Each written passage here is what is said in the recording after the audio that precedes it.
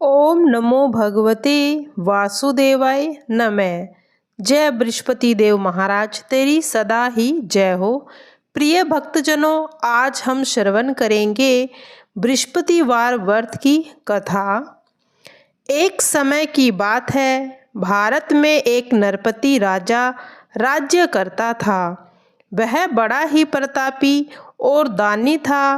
वह नित्य प्रतिदिन मंदिर में दर्शन करने जाता तथा ब्राह्मण और गुरु की सेवा किया करता था।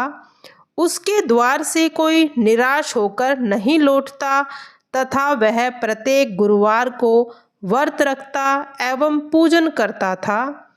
हर दिन गरीबों की सहायता करता था, किंतु ये सब बातें रानी को अच्छी नहीं लगती थी। वह न तो व्रत करती न किसी को दमड़ी दान में देती थी तथा राजा से भी ऐसा करने को मना करती थी। एक समय की बात है कि राजा शिकार खेलने वन में गए। घर पर रानी और दासी थी। उस समय गुरु भगवान एक साधु का रूप धारण कर राजा के द्वार पर भिक्षा मांगने गए। तब रानी कहने लगी, हे साधु महाराज, मैं इस दान पुण्य से तंग आ गई हूँ। मेरे से घर का कार्य तो समाप्त नहीं होता। इस कार्य के लिए तो मेरे पति देव ही बहुत हैं। अब आप ऐसी कृपा करें कि यह सब धन नष्ट हो जाए तो मैं आराम से रह सकूं। साधु बोला, हे देवी, तुम तो बड़ी विचित्र हो। संतान और धन से कोई दुखी होता है, इसको सभी चाहते हैं। पापी भी पुत्र और धन की इच्छा करता है। अगर आपके पास अधिक धन है तो भूखे मनुष्य को भोजन कराओ, प्याऊ लगवाओ, ब्राह्मणों को दान दो, धर्मशाला, तालाब, कुआं, बावड़ी, बाग बगीचे का निर्माण कराओ। निर्धन मनुष्य की कुंवारी जो लड़कियां हैं उनका ब्याह कराओ और अनेक यज्ञ आदि धर्म करो। इस प्रकार के कर्मों से आपके कुल और आपका नाम परलोक में सार्थक होगा और स्वर्ग की प्राप्ति भी होगी। मगर रानी इन बातों से खुश न थी। वह बोली, हे साधु महाराज, मुझे ऐसे धन की आवश्यकता नहीं जिसको और मनुष्य को दान दूं तथा जिसको रखने उठाने में मेरा सारा समय बर्बाद हो जाए। साधु ने कहा, हे देवी, तुम्हारी ऐसी इच्छा है तो ऐसा ही होगा। मैं तुम्हें बताता हूँ, वैसा ही करना। बृहस्पतिवार के दिन घर को गोबर से लीपना, अपने केशों को धोना, केशों को धोते समय स्नान करना, राजा से कहना वह हजामत करवाए, भोजन में मांस मदिरा खाना, कपड़े धोबी के यहाँ धुलने डालना। इस प्रकार 7 बृहस्पतिवार करने से तुम्हारा सब धन नष्ट हो जाएगा। ऐसा कहकर साधु वहाँ से अंतर्ध्यान हो गए। साधु ने कहे के अनुसार वैसा ही किया। रानी ने 3 बृहस्पतिवार बीते थे कि सारा धन नष्ट हो गया और भोजन के लिए 2 समय तरसने लगे। सांसारिक भोगों से दुखी रहने लगे। तब राजा ने रानी से कहा कि तुम यहाँ पर रहो, मैं दूसरे देश जाता हूँ, क्योंकि यहाँ पर मुझे सभी मनुष्य जानते हैं, इसीलिए कोई कार्य नहीं कर सकता। देश चोरी परदेश भीख बराबर है। ऐसा कहकर राजा परदेश को चला गया तो वहाँ जंगल में लकड़ी काट कर लाता, शहर में बेचता। इस तरह जीवन व्यतीत करने लगा। इधर राजा के घर रानी और दासी दुखी रहने लगी। किसी दिन भोजन मिलता और किसी दिन पानी पीकर ही रह जाती।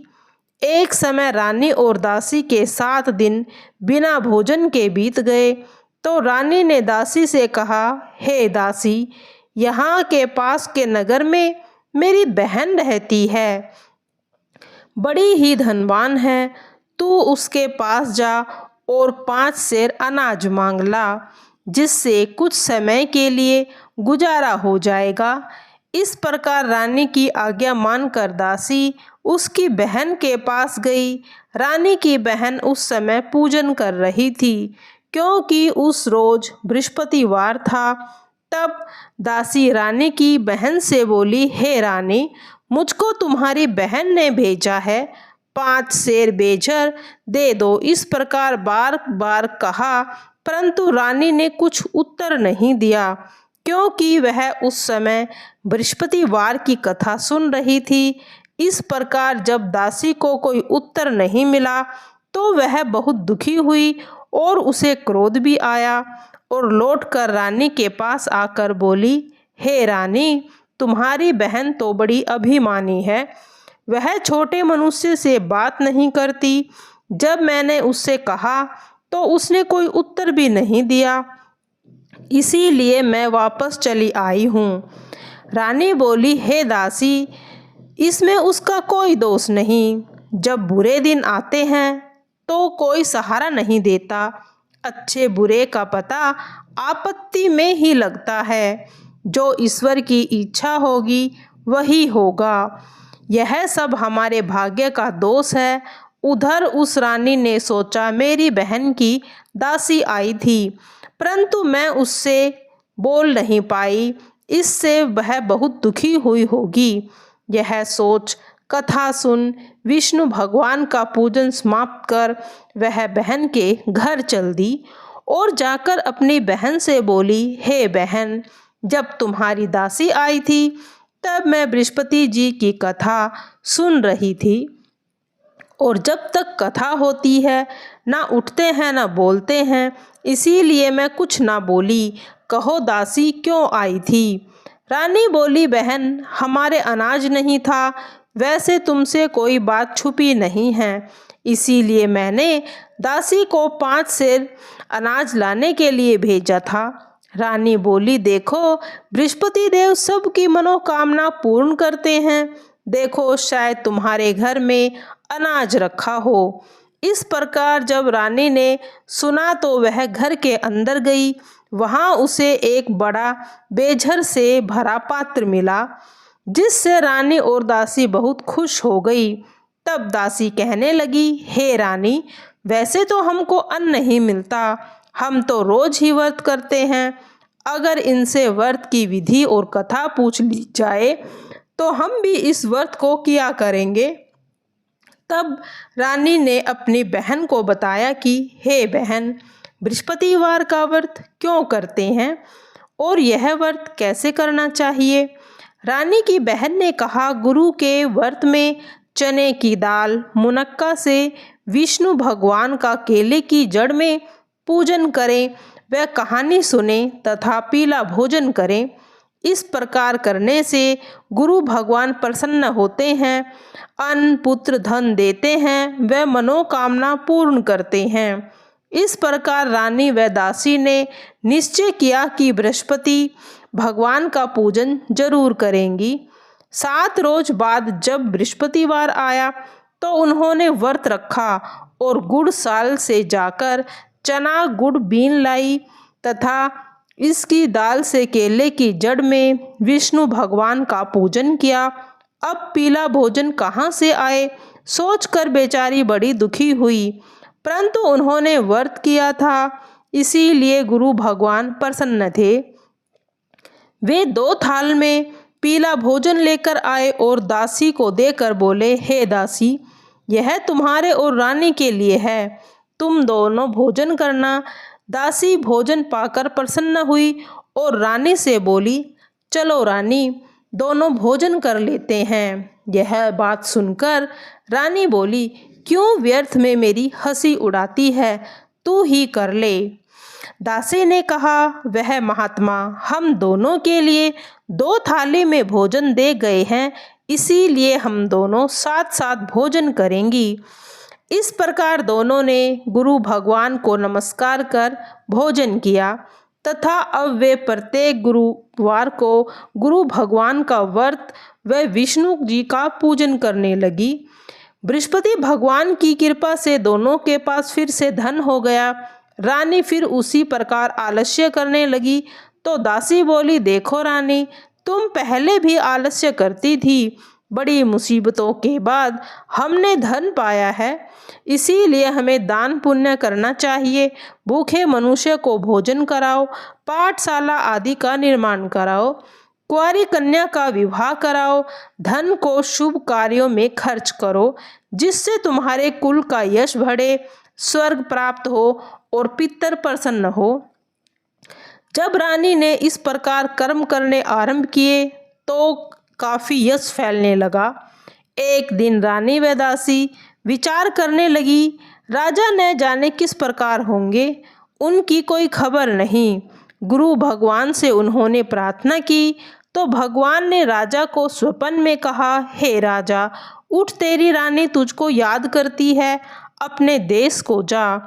राजा प्रातः उठा और सोचने लगा, स्त्री जाति खाने और पहनने की संगनी होती है, पर भगवान की आज्ञा मानकर वो अपने नगर के लिए रवाना हुए। इससे पूर्व जब राजा परदेश आया था तो दुखी रहने लगा था।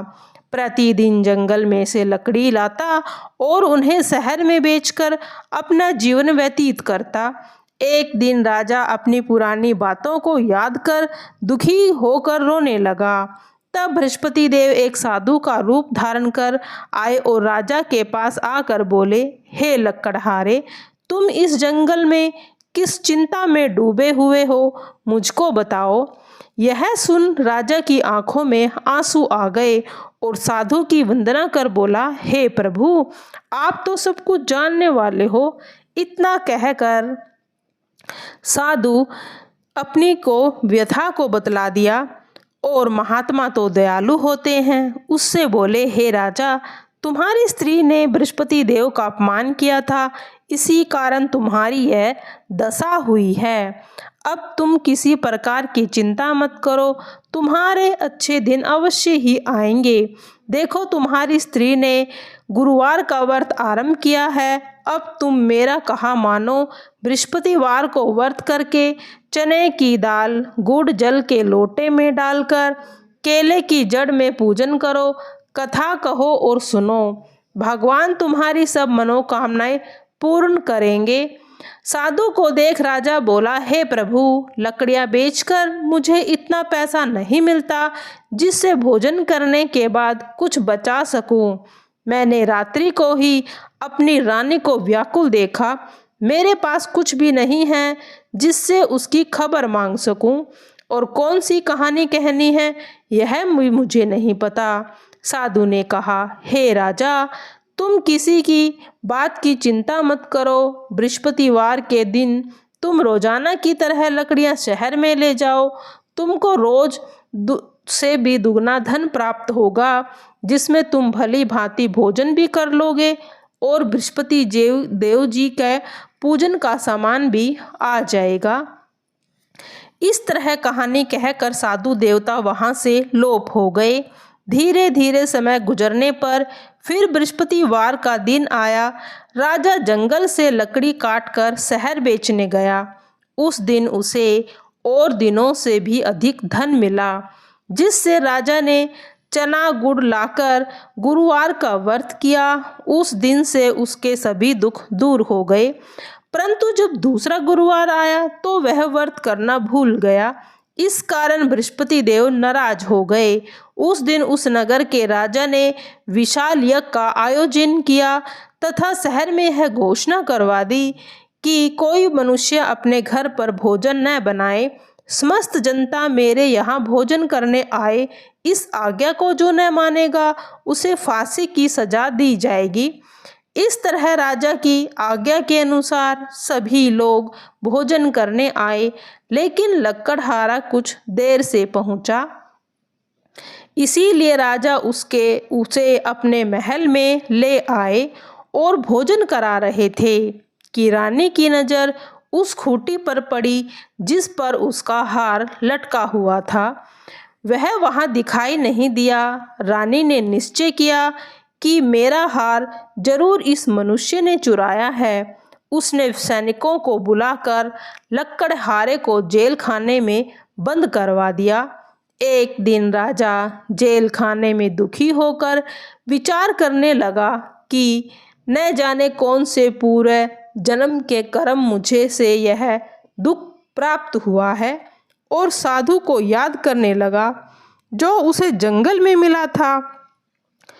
अचानक उसी समय बृहस्पति देव साधु के रूप में प्रकट हुए और उसकी दशा को देखकर कहने लगे, अरे मूर्ख, तूने बृहस्पतिवार की कथा नहीं करी, इस कारण तो तुझे यह दुख प्राप्त हुआ है। अब तू चिंता मत कर, बृहस्पतिवार के दिन तुझे जेल खाने के दरवाजे पर 4 पैसे पड़े मिलेंगे, जिससे तू बृहस्पति देव का पूजन करना, तेरे सभी कष्ट दूर हो जाएंगे। उसे बृहस्पतिवार के दिन 4 पैसे पड़े मिले। तब राजा ने कथा कही। उसी रात को बृहस्पति देव ने उस राजा के नगर में के स्वप्न में कहा, हे राजन, जिस आदमी को तूने जेल खाने में बंद करा है वह तो निर्दोष है, वह भी राजा है, उसे छोड़ देना। रानी का हार उसी खूंटी पर लटका है, अगर तूने ऐसा नहीं किया तो मैं तेरे राज्य को नष्ट कर दूंगा। इस तरह के स्वप्न को देख राजा प्रातःकाल उठा और खूंटी पर हार देखकर लक्कड़हारे को बुलाकर क्षमा मांगी तथा उसको सुंदर वस्त्र और आभूषण देकर विदा किया। गुरुदेव की आज्ञा के अनुसार राजा अपने नगर को चल दिया।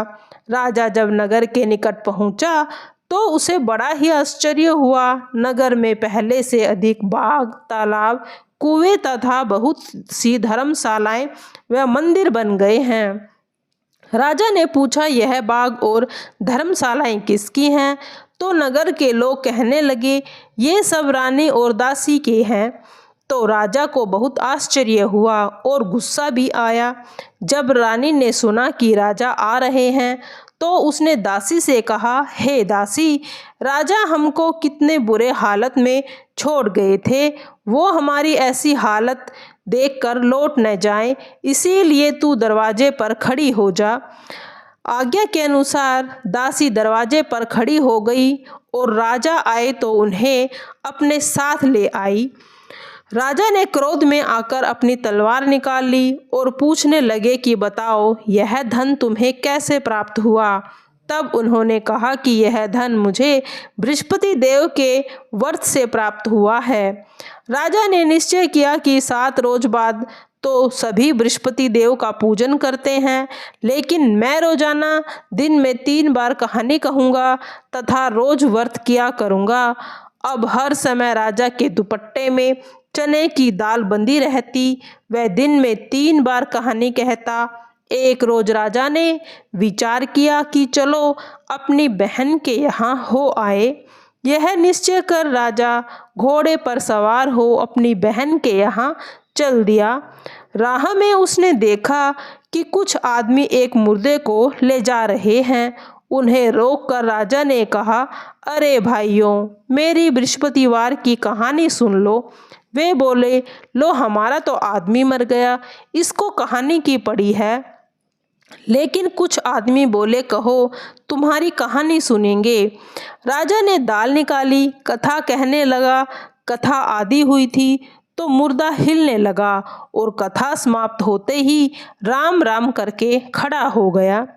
आगे चला तो उसे एक किसान खेत में हल चलाता हुआ मिला। राजा ने उसे देखा तो बोला, अरे भाई, मेरी बृहस्पतिवार की कथा सुन लो। किसान बोला, जब तक मैं तेरी कथा सुनूंगा तब तक तो 4 हरिये खेत जोत लूंगा। जा अपनी कथा किसी और को सुनाना। राजा आगे चल दिया। राजा के आगे जाते ही बैल पछाड़ खाकर गिर पड़े और किसान के पेट में दर्द होने लगा। उस समय उसकी माँ रोटी लेकर आई। उसने यह देखा तो पुत्र से सब हाल पूछा। बेटे ने सब हाल कह सुनाया। तब बुढ़िया दौड़ी दौड़ी उस राजा के पास आई और बोली, मैं तेरी कथा सुनूंगी, पर तू मेरे खेत में चलकर कहानी कह। राजा ने बुढ़िया के खेत में जाकर कथा कही, जिसके सुनते ही बैल खड़े हो गए और किसान का जो पेट में दर्द था वह भी बंद हो गया। अब राजा अपनी बहन के घर गया। बहन ने उसकी बहुत मेहमानी की। दूसरे दिन राजा उठा तो उसने देखा कि सभी लोग भोजन कर रहे हैं। राजा ने अपनी बहन से कहा, ऐसा कोई मनुष्य नहीं जिसने भोजन नहीं किया, वो मेरी बृहस्पतिवार की कथा को सुन ले। बहन बोली, भैया यह देश ऐसा ही है, यहाँ के लोग पहले भोजन करते हैं, बाद में कोई अन्य कार्य करते हैं। अगर कोई पड़ोस में है तो देखूं।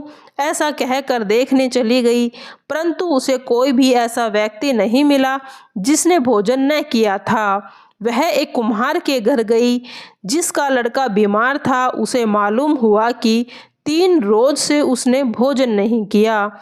उसने वहां जाकर बृहस्पति देव की कथा कही, जिससे सुनकर लड़का ठीक हो गया और जिससे राजा की प्रशंसा होने लगी। एक रोज राजा ने अपनी बहन से कहा, हे बहन, हम अपने घर जाएंगे, तुम भी तैयार हो जाओ।